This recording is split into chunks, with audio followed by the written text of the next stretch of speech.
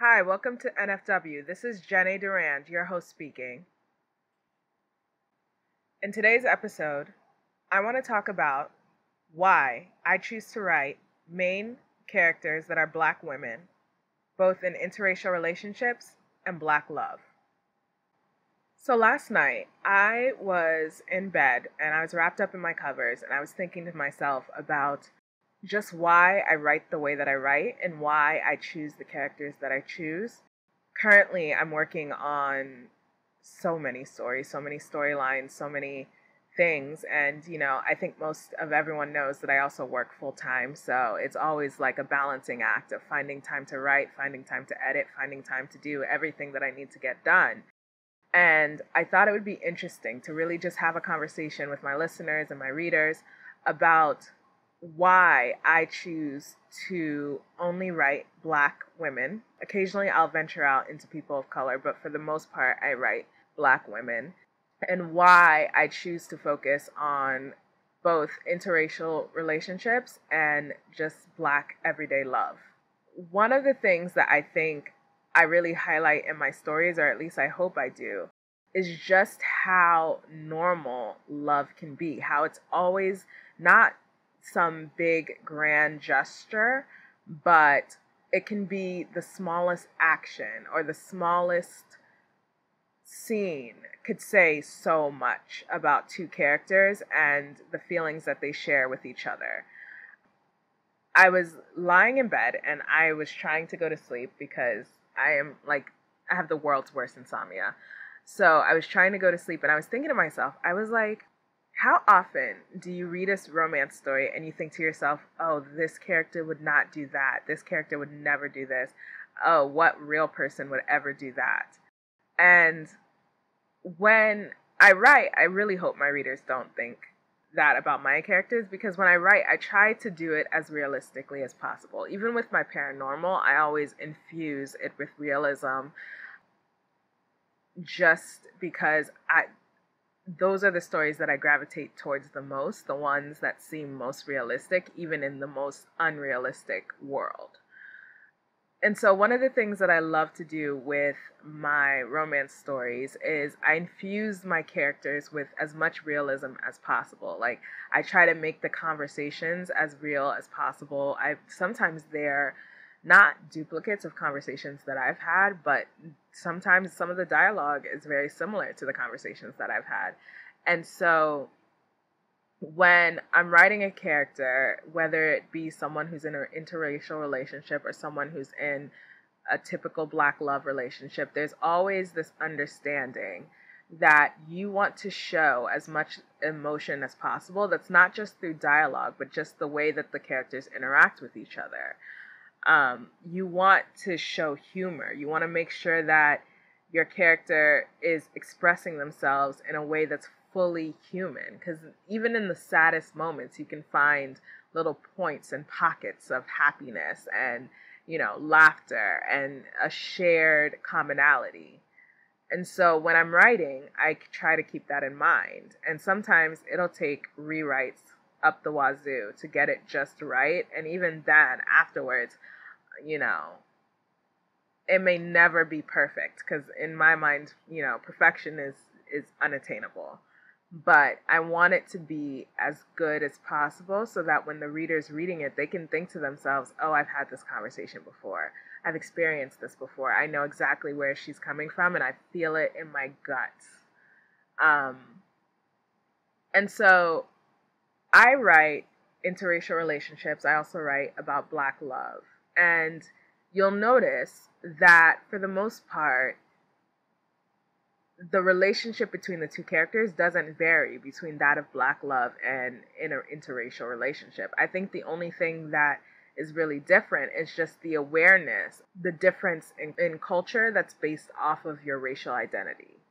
One of the ways that I do that is I kind of infuse this general knowledge base into the characters, but also try to be as educational as possible, because you don't want your story to sound like a textbook. You don't want it to feel as if the reader is reading this in order to learn something, because quite honestly, there is no right or wrong way to have a relationship with another person of another race. It's only your point of view as to how you can handle that and navigate that for yourself.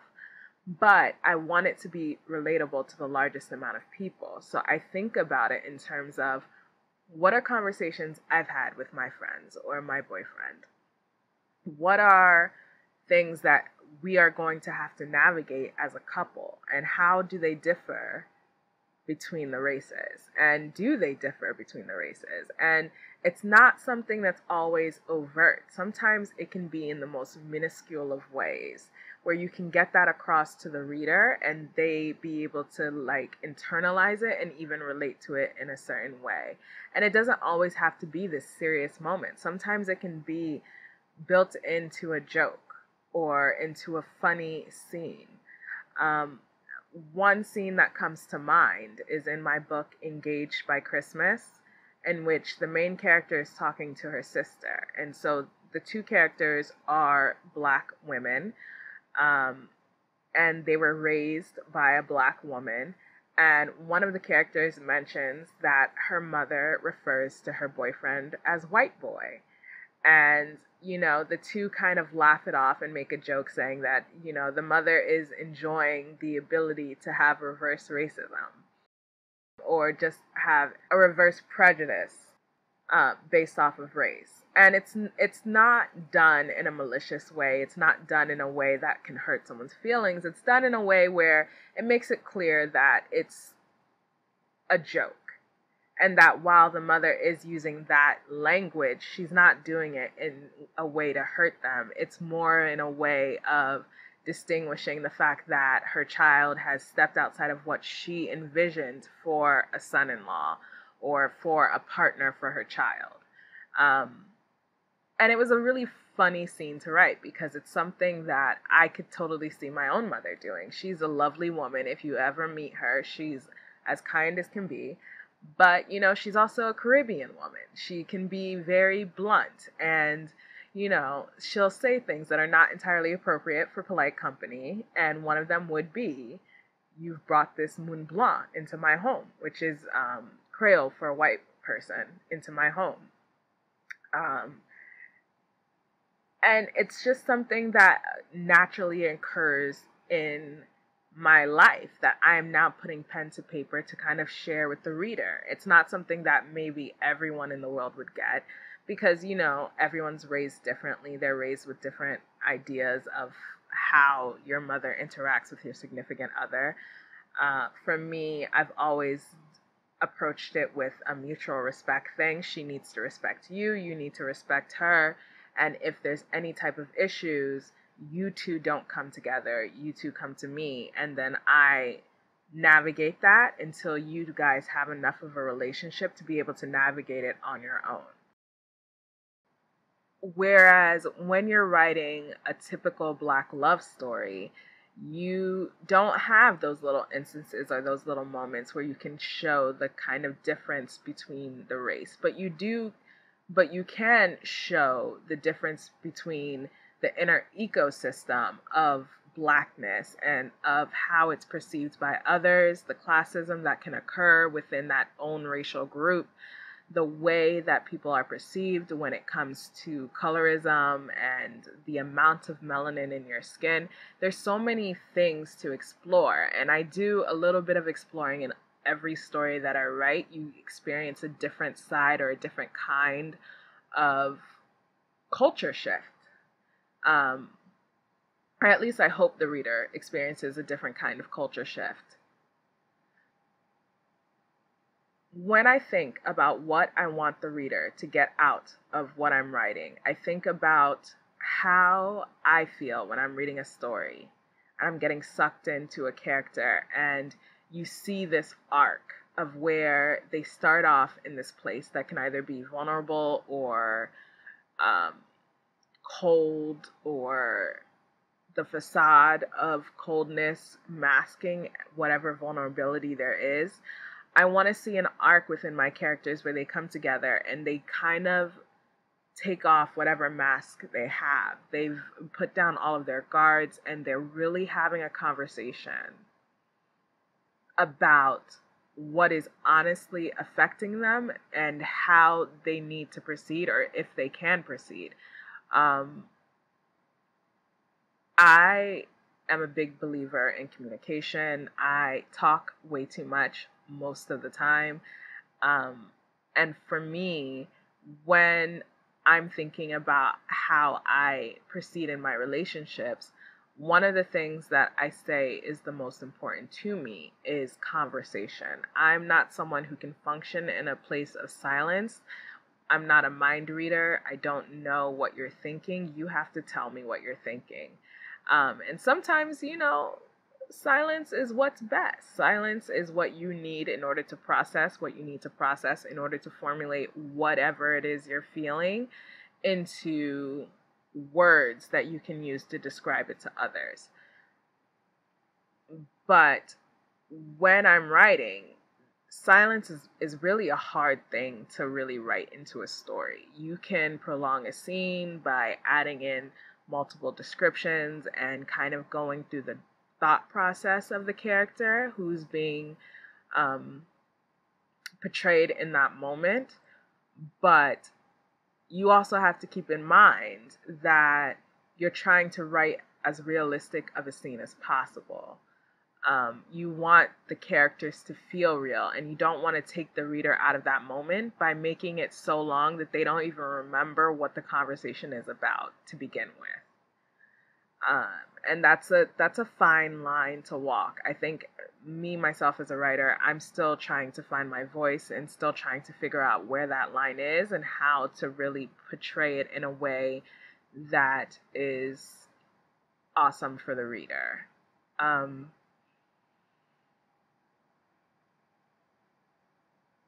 When I'm writing about love, I approach it from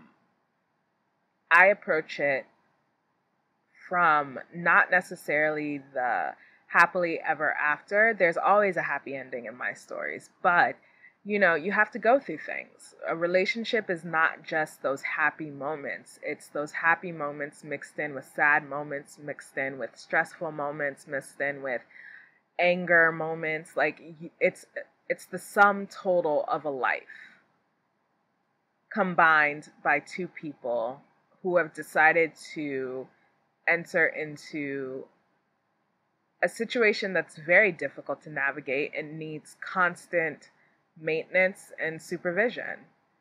And so you can't write that into a story unless you're ready to spend the next 1,000 pages going through every minute detail of a life. You have to pick and choose what moments you want to portray in your story to further drive the story home of the building of a relationship or the deconstruction of a relationship in order to build or rebuild something stronger and better for the characters. The genre that I think I'd spend the most time writing about and outlining is about second chances. It's something that I myself in real life struggle with. I'm not very great about giving people a second chance or a third chance, or even the type of forgiveness that I think is the only forgiveness, which is to forgive and to forget, and never, not really forget, but never hold what was done in the past against the person. And so because I'm so fascinated with that in my own life, I tend to gravitate towards those stories because I want to explore as fully as possible the idea of, experiencing hurt with another person, experiencing a break, and then going through the process of not only forgiving that person, but also healing that divide to create something that's hopefully better than what was injured to begin with. So many of my stories focus on forgiveness and the breakdown of a relationship and the rebuilding of one. Twins for Christmas, not Engaged by Christmas, but Twins for Christmas, Things We Left Unsaid, Jaguar Nights, Pearl Moon, Wolf, all of those stories explore the idea of something happening, some action taking place that causes injury to another person, and how you recover from that, how you find forgiveness, how do you really express yourself in those moments to get to a place where not only are you willing to forgive, but they are in a place to really explain themselves and make it so that you're capable of giving that forgiveness. One of the things that I really want my readers to think about is, if you were to pull out a notebook and a pen and sit down and write a character, where do you think you would start?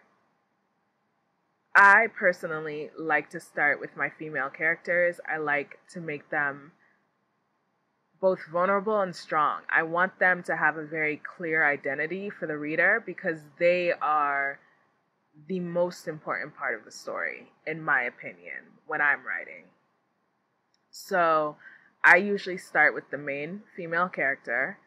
She is usually thinking about whatever it is that is going to be the running theme throughout the story, whether it be personal growth, forgiveness, love, sex, anything. She's going to be the one who sets the stage for what the rest of the story is going to be about, and she's going to be a guide of sorts to really navigate that world and that story and really put it in a way where the reader not only feels connected to the world that I've created, but also to the people that are within that world. Not just the main characters, but the ancillary characters that come in to really push the storyline forward and bring it to a place where we can come to an end that is hopefully and always will be happy, but also complete.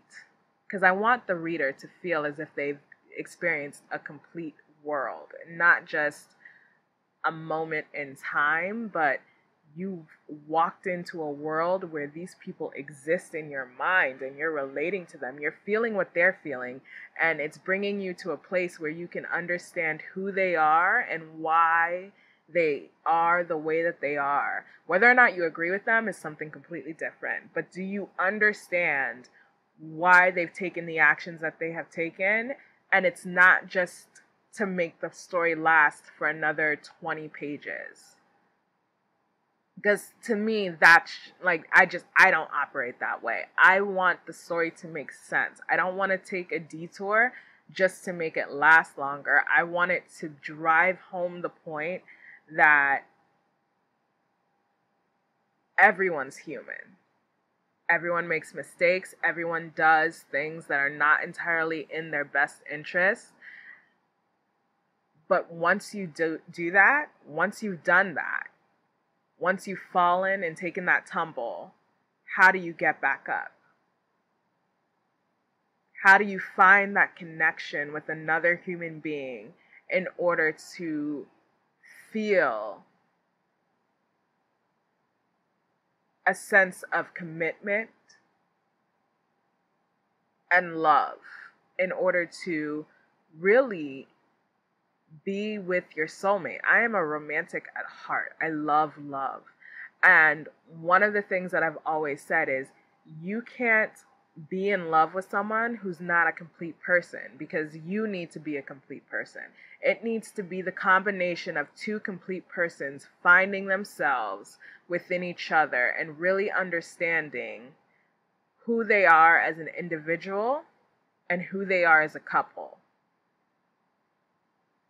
Anyway, thank you for listening. I hope that you enjoy this episode of NFW. Please join me again later in the week for episode 12. You have a great day. Bye-bye.